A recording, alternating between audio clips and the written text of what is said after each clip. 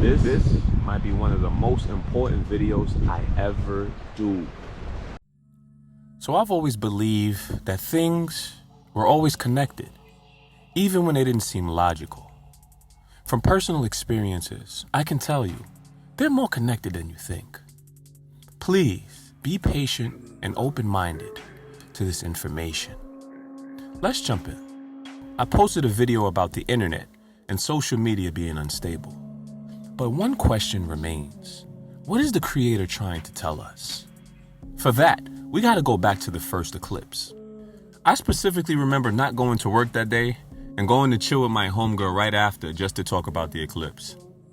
This first happened August 21st, 2017. Everybody was all excited about it, since this was the first visible solar eclipse since June 8th, 1918. And it marked the first celestial event in the smartphone and social media era. Please just keep these things in mind for later. So we can say hypothetically, this eclipse brought a change in, so to speak. Because as I'm recording this video, I just noticed another clue that I'm going to have to research.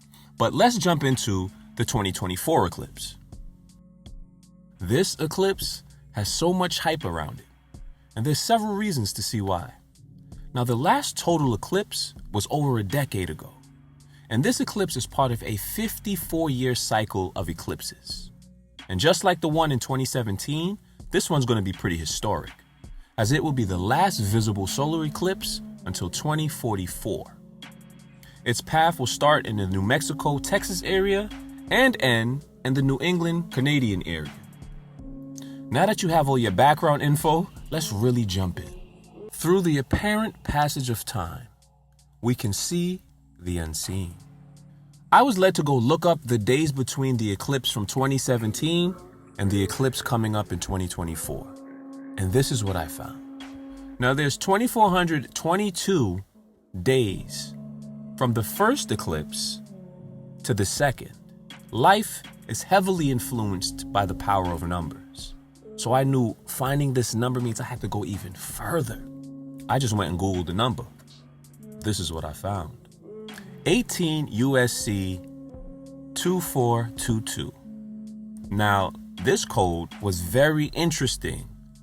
Very interesting to see this code and see what it is about considering everything that's going on. I want it to all make sense later. I've been digging deep into law for about the last 3 to 4 years. Something said, take off a 2 since we're dealing with law.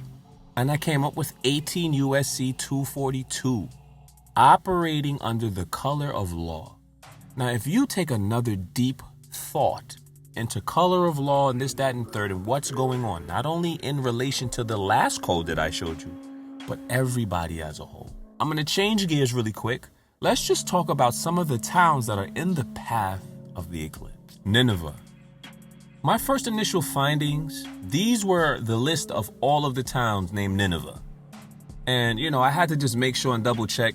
But after I did my research, I was able to narrow them down to 2 verified places. Nineveh, Indiana, and Nineveh, Ohio. Let's go back to this diagram.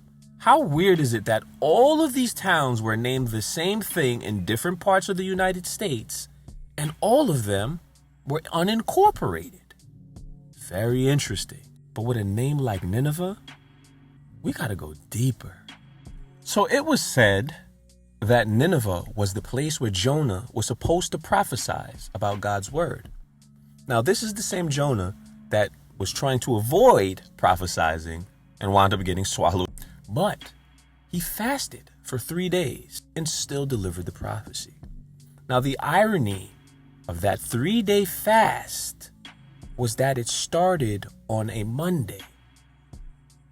It's very ironic that the solar eclipse starts on a Monday. Now, I'm all about truth. So the next video, I'm going to put everything together to really try to break down what the Creator is trying to tell. Like, share, and comment for part 2.